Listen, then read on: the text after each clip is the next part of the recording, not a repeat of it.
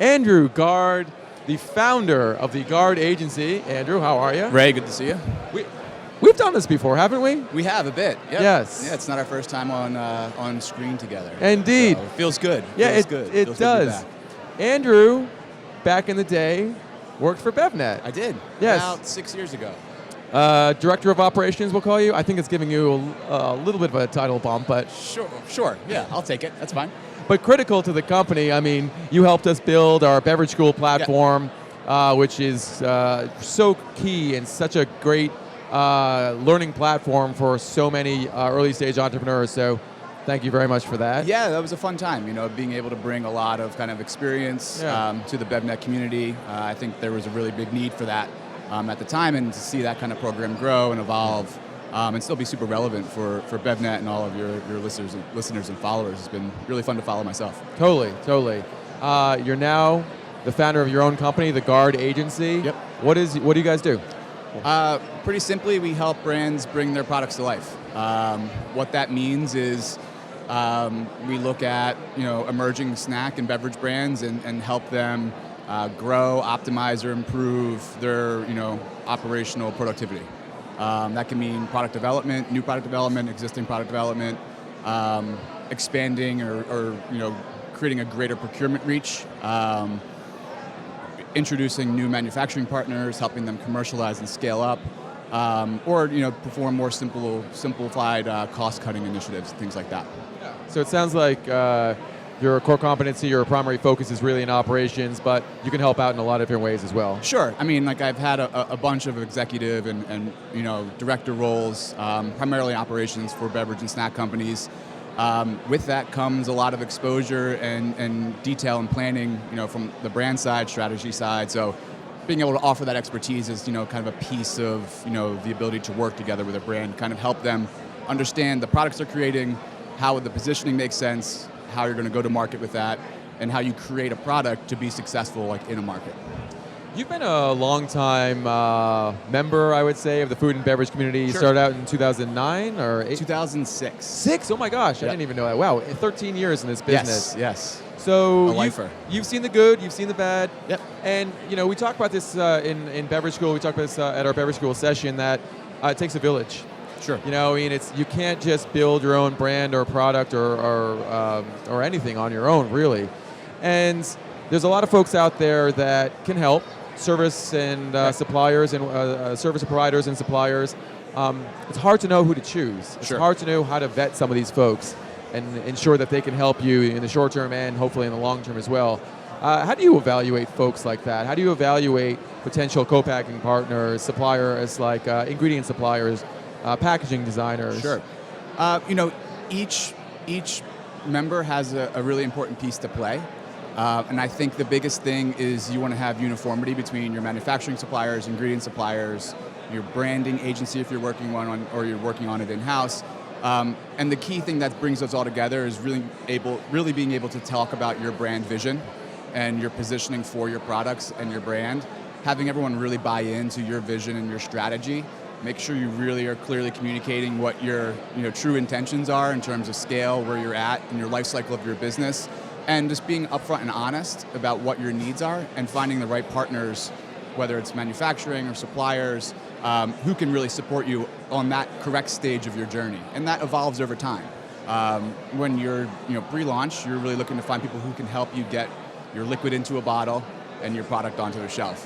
When you have a proof of concept, you're looking to figure out how do you bring your costs down, how do you become margin competitive, how can you begin to grow and scale your products. And then once you're at that stage, you're looking to really be able to optimize the efficiency of your production and managing your forecasts and being able to really then put your foot on the gas and have partners who can be there and behind you and support you as you really kind of push forward. In the New Beverage Showdown, we have judges that are critiquing the package, the product label, things Sure. like that. It's funny how often we don't talk about what's inside the bottle. Right, I noticed that today. Which is kind of strange. And you are, I'll call you an expert at formulating beverages. What are some of the things that people trip up on? And what are some of the things that entrepreneurs don't think enough about when creating a formulation? I think and very correctly, the beverage landscape has evolved to be very performance and function dominant, which is really great. It's really kind of brought a validity to a variety of options that are on shelf. With that, I think a lot of times you can get stuck putting function before taste or before flavor, and you kind of sacrifice taste for performance or function. Ultimately, at the end of the day, you have to create a great tasting product. So what does your brand say? What does it communicate? And how can you leverage that into like quantifying and calling out how great your product tastes? And you don't want to mask function. You don't want to limit function. You want to have a high level of efficacy, be a genuine, transparent product. But you have to drive with taste first. And whether that means using real cane sugar instead of stevia or monk fruit or something else, as long as it's authentic to your brand and to your positioning and you're delivering a high quality product, you have to just deliver and lead with taste first. Yeah. One of the things that always amazed me about function is how much of it is perceived versus actual. Sure. And I'm curious as to what you see as having a long runway in terms of current functional beverage trends. Mm-hmm.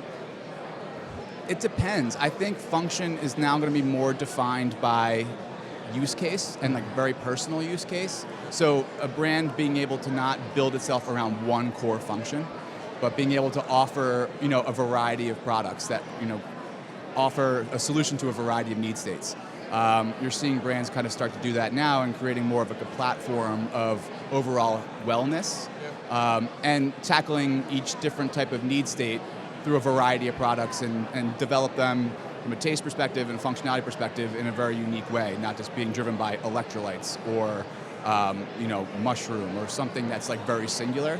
And to me, that's what's interesting about with CBD coming into the marketplace is that going to be something that's defined by the ingredient, or is that going to be a component of something greater? And I still think the industry is trying to figure out where that fits. In some ways, it kind of reminds me of when stevia became something that was like new and ready to use.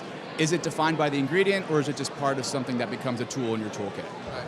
Well, that sort of lends itself to the question about shots, right? I mean, Sure. like shots are easy functionality. You don't have to drink a lot. We saw this with cold pressed juice in a lot of ways. Yep. People started questioning why they need 16 ounces of liquid when they can get the efficacy and the function in a 2-ounce shot. Right. Do you expect to see a lot more shot products and functional shot products coming to market?